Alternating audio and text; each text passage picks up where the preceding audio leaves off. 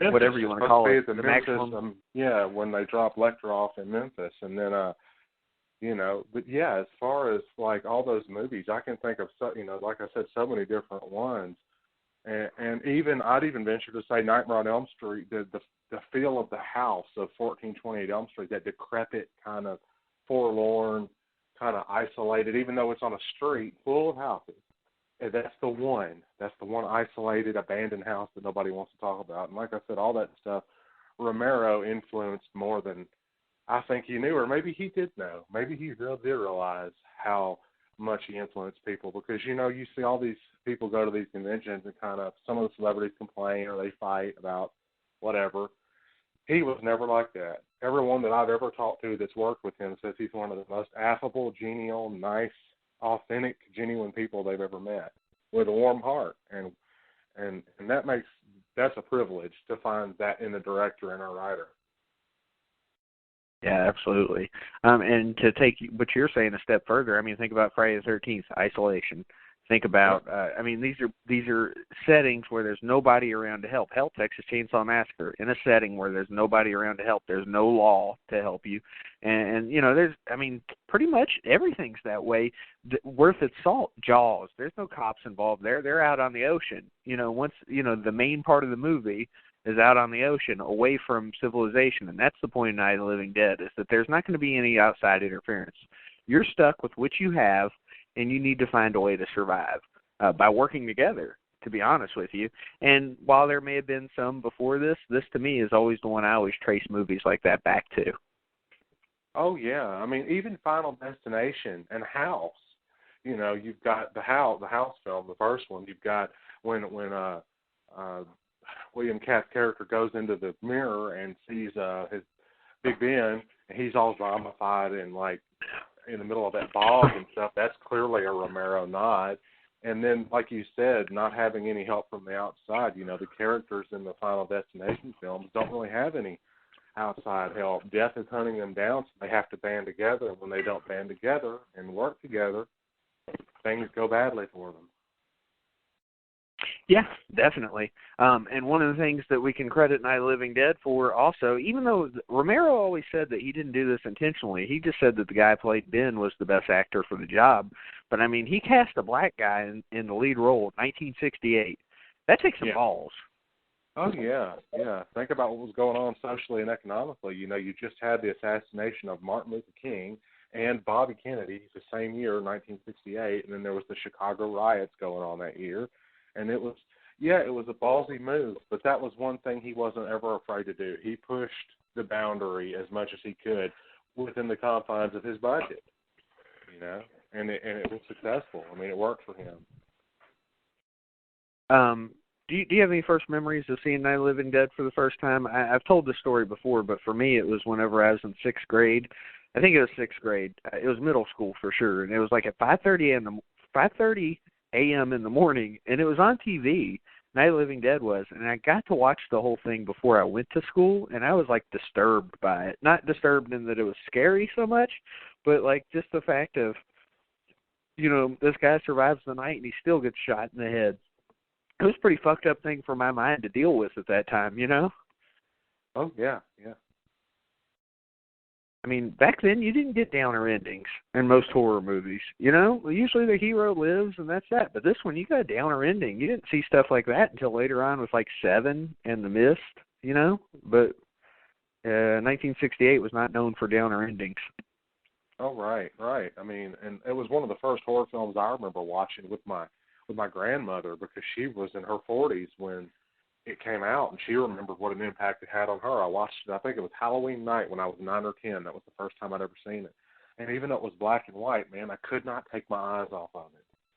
I couldn't take my eyes off of it. The character interaction, the jump cuts, the dialogue. I mean, those actors were believable. Even then, I mean, I thought the acting was really good. And obviously you had, Dwayne Jones playing Ben, and then Judith Day, who was Barbara, and then, Russ Streiner as Johnny and all that. I mean, they were all believable characters. And, radiation fallout. I mean, in 1986, just a few years after Night of the Living Dead, the Chernobyl thing happened with the meltdown at the reactor core. And, that's sort of how they take whatever this is that brings the dead back to life in the original Night of the Living Dead. It's some kind of radiation fallout or, something like that starts reanimating the dead. So it's believable. It's really believable. And I'll run this by Vic and you, Blake, but, I messaged Vic on Sunday because I had to watch Night of the Living Dead. I just had to do it, because it happened, you know what I mean? Romero died, and I felt I had to watch Night of the Living Dead. I didn't even think about watching the other ones that first day. It was Night of the Living Dead or bust.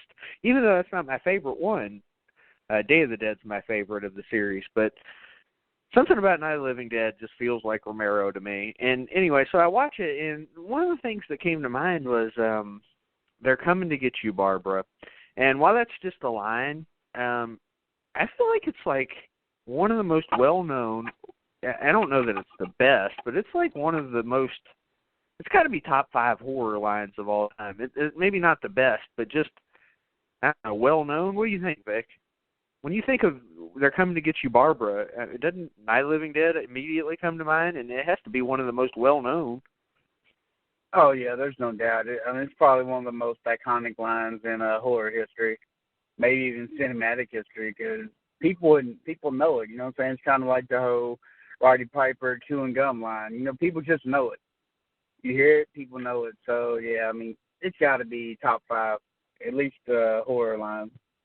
Yeah, you're going to need a bigger boat, and then you got that. And, what do you think, Blake? Do you think it's got to be up there in the top 5 horror lines of all time? I actually put They're Coming to Get You, Barbara above This Is God, which obviously was Freddy Krueger. That was a very well-known line. Or It's a Boy, from Nightmare 5. But absolutely, yes, They're Coming to Get You, Barbara. And y'all, every time anyone says it, they always do that vocal. They're coming to get you. Yep. Barbara. Yeah, it's like, it's fantastic. It's so memorable, and everything about that movie really worked for its time.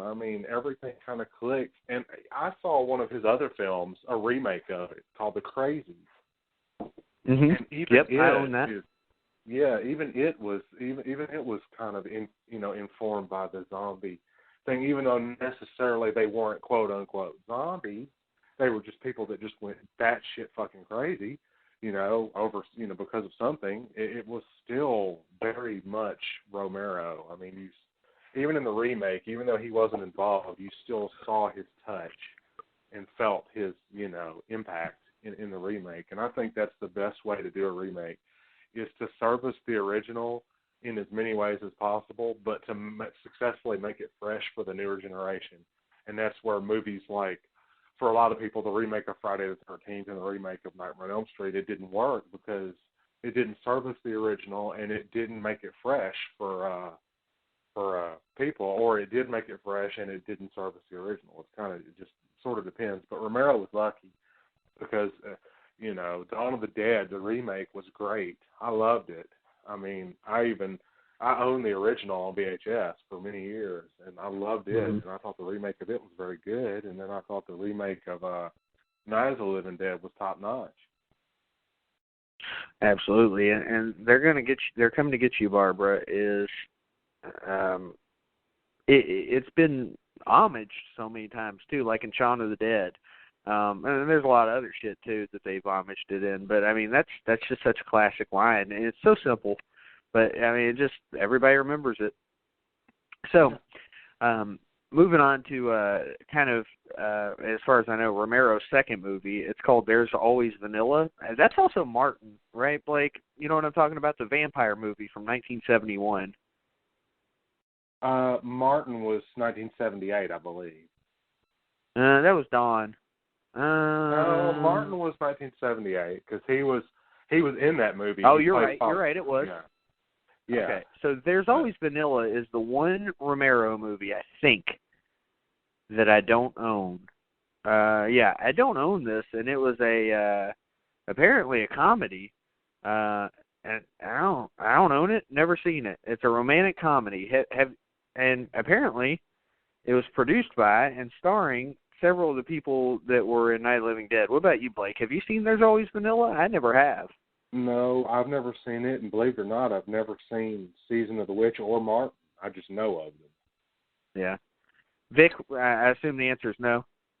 No, I never even heard of it. A few years back, I was on a Romero kick, and I picked up every single one of his movies that were still in print that I could get a hold of, and I did get Jack's Wife / Season of the Witch. It's pretty boring, but it's about like this housewife that joins a coven of witches, basically. Skip it. But I will say The Crazies from 1973, and you're right, Blake, this feels like it's part of the zombie genre, or even like the, what do you call it, the... like 28 Days Later, the infected genre. Yeah, post-apocalyptic kind of infected genre, yeah. Right. And the remake was good, too. I saw that at the theater, but I hadn't seen the original until recently because it was out of print, and I couldn't get a copy of it. But The Crazies is good stuff. It doesn't get a lot of